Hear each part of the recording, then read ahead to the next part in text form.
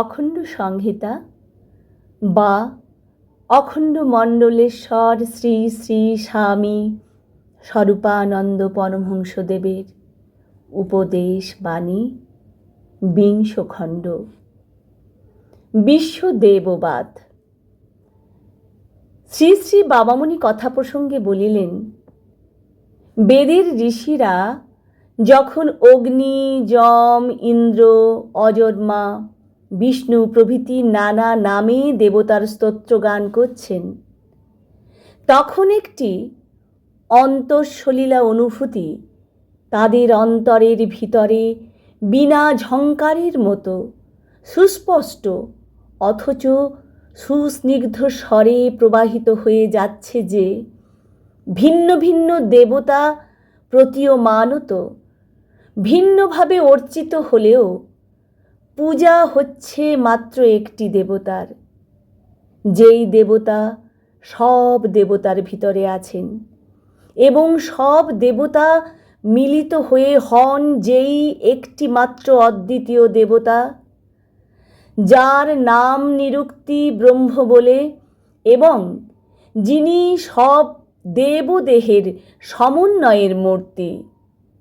এই মতবাদকে পরবর্তীকালের দার্শনিকেরা নাম দিয়েছেন বিশ্বদেববাদ বলে। বেদান্তবাদের সঙ্গে এই বিশ্বদেববাদের বৈচিত্র্য ও ব্যাপকতার দিক দিয়ে একটা আশ্চর্য রকমের পার্থক্য লক্ষ্য করা যাবে, যেটা দার্শনিক বিচারেও চমৎকার, কবিত্বের হিসেবেও চমৎকার। বেদের ঋষিরা অধিকাংশেই ছিলেন প্রথমত কবি এবং কাব্যরস প্রেরণা তাদের দিত শুষ্ক, নীরস, কঠোর কঠিন দার্শনিক তত্ত্বের মধ্যেও নূতন প্রাণীর সঞ্জীবনা। তাই তারা ভারতীয় আদিম সভ্যতার উত্তরাধিকারী খণ্ড উপাসকদের দেবতাসমূহকে নিজেদের ধর্মচর্চার ভিতরেও গ্রহণ করে নেবার হাজার বছর আগেই জেনেছিলেন যে একই দেবতা সর্বদেবতায় বিরাজ করেন, সর্বদেবতার সমাহারে একটি মাত্রই দেবতা হন। এই অদ্বিতীয় দেবতা খণ্ডেও আছেন, অখণ্ডেও আছেন, বৈচিত্র্যহীনতায়ও আছেন, সাকার সগুণেও আছেন, নিরাকার নির্গুণেও আছেন। শ্রী শ্রী বাবামণি বলিলেন, এই বিশ্বদেববাদ উপলব্ধিতে আসার অনেক পূর্বে, এমনকি বেদমন্ত্রসমূহ তাদের কাছে এসে আবির্ভূত হওয়ার অনেক পূর্বে তারা এর চাইতেও চিত্ত চমৎকার এক তত্ত্বের সাক্ষাৎ পেয়েছিলেন। সেইটি হচ্ছে ওঙ্কার তত্ত্ব।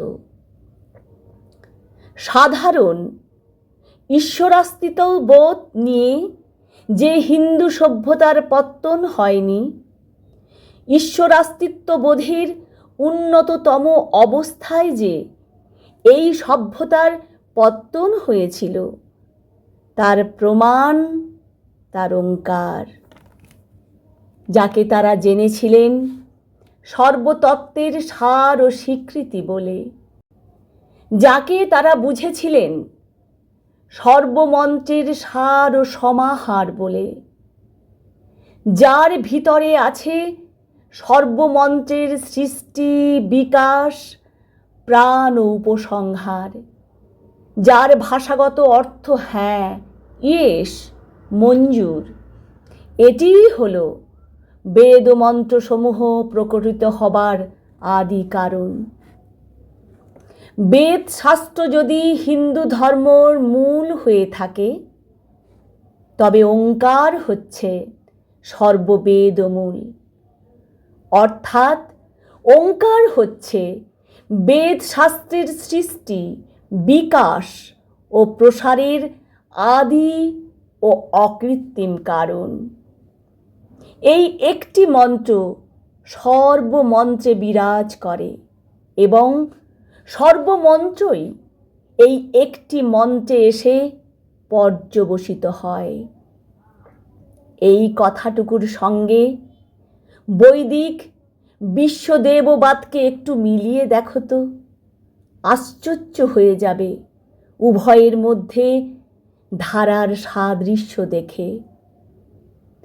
এমন দুইটি আশ্চর্য বস্তু করমুষ্টিতে ধরে রেখে যারা নিবার কণা সংগ্রহের প্রয়োজনে দেশ থেকে দেশান্তরে যায়, তারা উপনিবেশ স্থাপনের নূতন দেশটিতে নরহত্যা করে ধর্ম প্রচার করে না, তদ্দেশবাসীর প্রচলিত ধর্মবিশ্বাসকে নিজের উপলব্ধির রঙে রাঙিয়ে দেয়। এটাও এক প্রকারের শোণিতপাত, কিন্তু এই শোণিত হৃদয়ের, মুন্ডের নয়। এই শোণিত নিজ হৃদয়ের, অপরের বক্ষ নিঃসৃত নয়।